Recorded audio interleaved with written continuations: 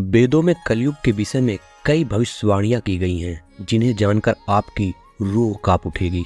तो आइए जानते हैं, जब धरती पर घोर कलयुग होगा तब इंसानों के अंदर क्या क्या बदलाव आएगा। नमस्कार दोस्तों, आपका अपने चैनल आराध्या टाइम पर स्वागत है। वीडियो अच्छी लगी तो लाइक करना ना भूलें। वेद पुराणों में कई रहस्य छिपे हुए हैं। ऐसा इसलिए क्योंकि इनमें न केवल देवी देवताओं के विषय में विस्तार से बताया गया है, बल्कि मनुष्य के जन्म और मरण का समय व आने वाले भविष्य के विषय में भी बताया गया है।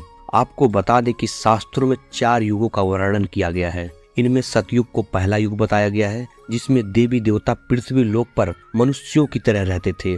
इसके बाद त्रेता युग आया और इस युग में धरती पर भगवान विष्णु ने श्री राम का अवतार लिया था। इसके बाद द्वापर युग आया और इस युग में भगवान विष्णु धरती पर श्री कृष्ण का अवतार लेकर ना जाने कितनी लीलाएं रची थी। अभी वर्तमान में अंतिम युग यानी कि कलयुग चल रहा है। कलयुग को लेकर कहा जाता है कि कलयुग जैसे जैसे आगे बढ़ेगा वैसे वैसे लोगों की आयु कम होती जाएगी। विष्णु पुराण के अनुसार कलयुग की आयु बाकी 3 युगों की तुलना में सबसे कम है और इस युग की आयु करीब 4,32,000 मानव वर्ष है। जानकारी के लिए आपको बता दें कि कलयुग को शुरू हुए अभी लगभग 5,500 वर्ष ही हुए हैं। इस युग के शुरुआती समय में एक मनुष्य की आयु 100 वर्ष है। कलयुग जैसे जैसे आगे बढ़ेगा वैसे वैसे लोगों की आयु और लंबाई कम होती जाएगी। एक समय ऐसा आएगा जब मनुष्य की लंबाई मात्र 4 इंच रह जाएगी और उम्र केवल 12 से 20 साल की हो जाएगी। विष्णु पुराण, कल की पुराण समेत कई ग्रंथों में कलयुग को लेकर कहा गया है कि इस दौरान अधर्म का बोलबाला ज्यादा रहेगा। कलयुग में जिसके पास जितना धन और समृद्धि होगा वह उतना बड़ा राजा होगा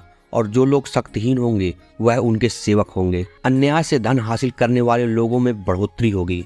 कलयुग में समाज हिंसक हो जाएगा। लोग धन के लोभ में किसी की भी हत्या करने में संकोच नहीं करेंगे। मानवता नष्ट हो जाएगी, रिश्ते खत्म हो जाएंगे, एक भाई दूसरे भाई का ही शत्रु हो जाएगा। कलयुग में ऐसा समय आएगा जब स्त्री और पुरुष दोनों ही आचरण और सदाचरण को भूलकर भ्रष्ट हो जाएंगे। पत्नी देवता समान पति का अपमान करने लगेगी और रिश्तेदारों से द्वेष रखेगी और पुरुष भी ऐसा ही करने लगेंगे। स्त्रियों को अपने बालों पर ही रूपवती होने का गर्व महसूस होगा। पुराणों के अनुसार कलयुग में थोड़े से धन से मनुष्यों में बड़ा घमंड हो जाएगा। कलयुग में स्त्रियां धनहीन पति को त्याग देंगी। उस समय धनवान पुरुष ही स्त्रियों का स्वामी होगा। जो अधिक धन देगा उसे ही मनुष्य अपना स्वामी मानेगा। उस समय लोग सिर्फ धन के लिए ही संबंध रखेंगे। स्त्रियां कठोर स्वभाव वाली व कड़वा बोलने वाली होंगी। वे पति की आज्ञा नहीं मानेंगी।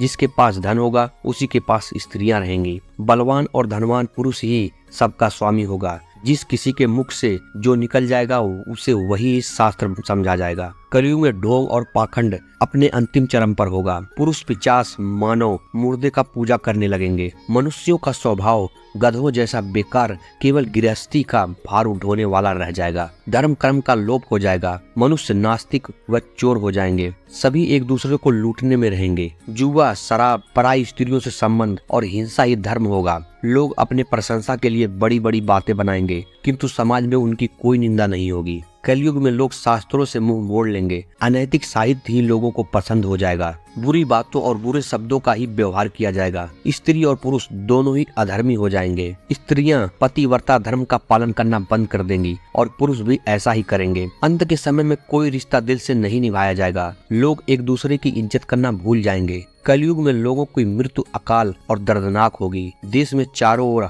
अकाल और भूखमरी फैलने लगेगी। लोग प्यास और भूख से मरने लगेंगे। जब ऐसा होगा तब कलयुग अपने चरम सीमा तक पहुंच जाएगी। विष्णु जी ने बताया है कि जब 7 साल की लड़की बच्चे को जन्म देगी तो समझ जाना कि अब घोर कलयुग आ गया है। ऐसा समय होगा जब सत्य और दया दूर दूर तक नहीं होगी और पापियों की संख्या चरम पर होगी। जब आतंक अपने चरम सीमा में होगी तो भगवान विष्णु का कल्कि अवतार होगा, क्योंकि जब जब धरती पर धर्म और इंसानियत खतरे में होती है तब तब भगवान कोई ना कोई अवतार लेकर धरती का उद्धार करते हैं। इसलिए कल्कि भगवान बहुत ऊंचे घोड़े पर बैठकर अपनी विशाल तलवार से सभी अधर्मियों का नाश करके इस कलयुग का अंत करेंगे और उसके बाद ही पुनः सतयुग का स्थापना होगा। तो दोस्तों, आप कमेंट में जरूर बताइए कि कल्कि भगवान का जन्म भारत में किस जगह पर होगा।